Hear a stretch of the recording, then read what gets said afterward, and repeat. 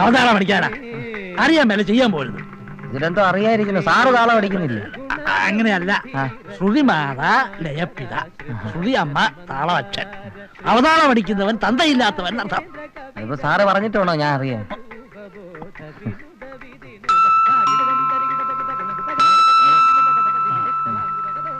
Sir അവിടെ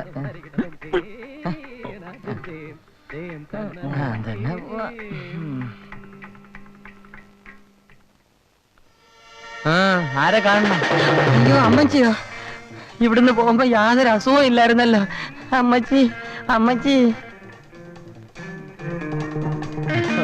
നന്നായിരിക്കുന്നല്ലേ. ആരാണാവോ മനസ്സിലായില്ല. അയ്യോ അമ്മച്ചി ഞാൻ തന്നെയാ, മംഗളത്തെ രേവതി അമ്മ. സമാധാനായി. പേരെങ്കിലും മാറ്റിയില്ല. എന്തൊരു കോലാടോ ഇത്. എന്താ ഒരു കുഴപ്പം? അറിയാഞ്ഞിട്ട് ചോദിക്കാ. എന്താ ഭാവം? ഇവിടെയൊക്കെ എല്ലാരും ഇങ്ങനെയാ. ആ പിന്നെ ഞാൻ ക്ലബിലെ മെമ്പറായി. എന്താണ് ക്ലബ്? Women's club. താമസിക്കാതെ അവിടുത്തെ സെക്രട്ടറി ആവുകയും ചെയ്യും. പിന്നെ നിങ്ങൾക്കുള്ള ഉടുപ്പൊക്കെ അവിടെ കൊണ്ടുവന്നിട്ടുണ്ട്. ഈ വേഷമൊക്കെ മാറ്റി നല്ല ടിപ്പ് ടോപ്പായിട്ട് ഡ്രസ് ചെയ്ത് നിൽക്കണം. ഇത് സിറ്റിയാണ്. എത്ര പണം ഉണ്ടെങ്കിലും ഗമയില്ലെങ്കിലേ ആരും വകവയ്ക്കില്ല. എന്നെ കൊണ്ട് ഇട്ടൊക്കെ പറ്റൂ, അല്ലാണ്ട് ഈ കോപ്പറാണ്ട് വേഷമൊന്നും കേട്ടാ എന്നെ കൊണ്ട് പറ്റില്ല. ആ നടുക്കടലിൽ ചെന്നാലും നക്കിയെ കുടിക്കുള്ള അമ്മച്ചി എന്നൊരു ചൊല്ലുണ്ടേ. മണിയടിക്കാടാ, കാക്ക കുളിച്ചാൽ കൊക്കാകുമോ എന്നും ഒരു ചൊല്ലുണ്ട്. ഉണ്ട്, അങ്ങനെ ഒരു ചൊല്ലുണ്ട്. സാറ് പറഞ്ഞു ശരിയാ. എനിക്ക് സമയമില്ല, ഡാൻസ് ക്ലാസ്സിൽ പോണം. ഡാൻസ് ക്ലാസ്സോ? ഈ പ്രായത്തിലോ? ഏയ്, ഇത് വേറെ ഡാൻസ്. ബെസ്റ്റ്. ഇതാണ് ലേറ്റസ്റ്റ് ഇംഗ്ലീഷ് ഡാൻസ്. ബെസ്റ്റ്.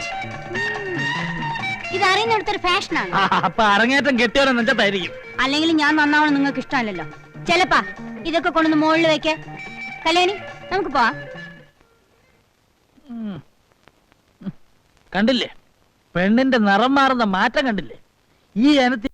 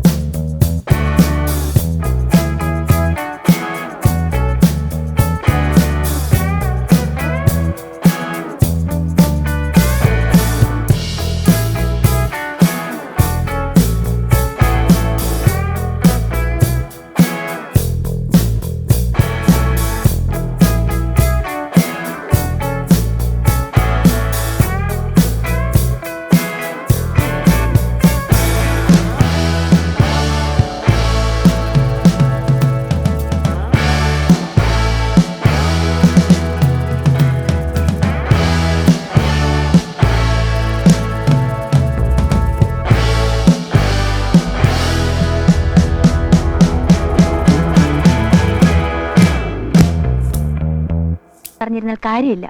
താമസിക്കാൻ വീട്, ജോലി, നല്ല ആഹാരം, ഇതൊന്നും ഇക്കാലത്ത് കിട്ടാൻ എളുപ്പമുള്ളവയല്ല. ഞാനൊരു ഐഡിയ പറയാം. വിമൻസ് ക്ലബിന്റെ പുതിയ സെക്രട്ടറി ഒരു രേവതിയമ്മയുണ്ട്. അവരെ ഒന്ന് കണ്ടു നോക്ക്.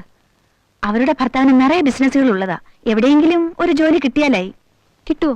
ശ്രമിച്ചു നോക്ക്. ഒന്നുമില്ലെങ്കിലും നിന്റെ അവരുടെയും പേര് ഒന്നല്ലേ, ആ കൺസിഡറേഷനെങ്കിലും കിട്ടും. ശരി, നോക്കിക്കളയാം. എല്ലാ വാതിലും തട്ടി നോക്കാം, ഏതെങ്കിലും തുറക്കുമല്ലോ.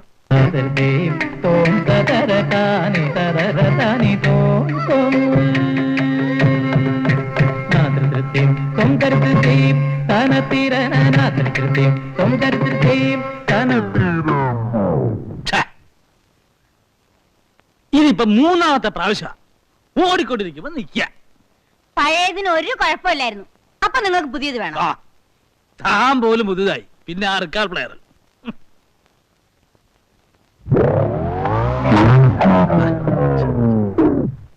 ഇക്കണക്കിന് പുതിയ ഒരെണ്ണത്തിനെ കാണുമ്പോ പഴയതെന്ന് പറഞ്ഞ എന്നെയും കളയുമല്ലോ. ആ വേണ്ടി വന്നാ കളയും. കളഞ്ഞോ? എനിക്കും വേറെ ആളെ നോക്കാൻ അറിയാം. ഞാൻ 2 പ്രസവിച്ചെങ്കിലും നാട്ടുകാർ പറയുന്നത് എന്താണെന്ന് അറിയാമോ? ഞാൻ നിങ്ങളുടെ മോളാണെന്ന്.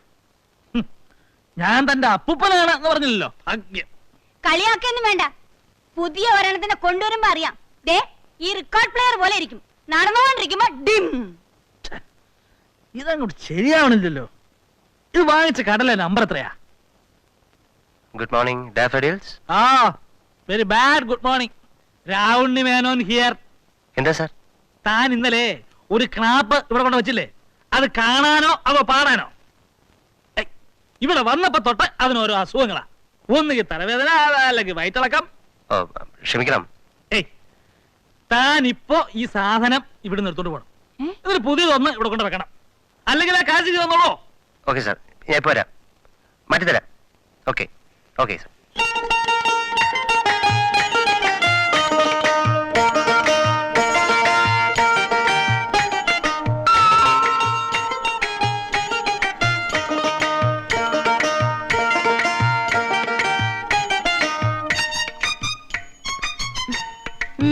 എന്താ? ഒരു ജോലി അന്വേഷിച്ചു വന്നതാ.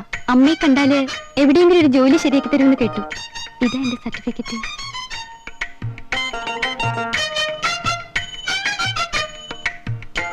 ഇപ്പൊ ജോലിയൊന്നും ഒഴിവില്ല. പോയിട്ട് 1 മാസം കഴിഞ്ഞ് വരും. അയ്യോ അങ്ങനെ പറയരുത്. ഞാൻ അല്പം തിരക്കിലാണ്. പിന്നെ വരും.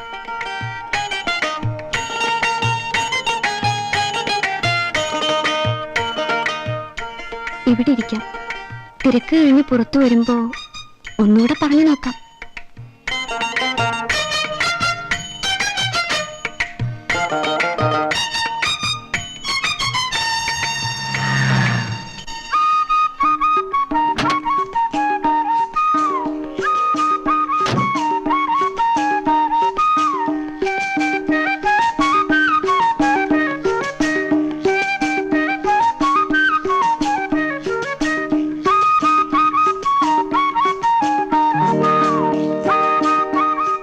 രാമുണ്ണി മേനോന്റെ മകളായിരിക്കും. റെക്കോർഡ് പ്ലെയർ എവിടെ ഇരിക്കുന്നത്? ആ അകത്ത് കാണും. ഓ വലിയ പണക്കാരന്റെ മോളെന്ന് തണ്ടായിരിക്കും.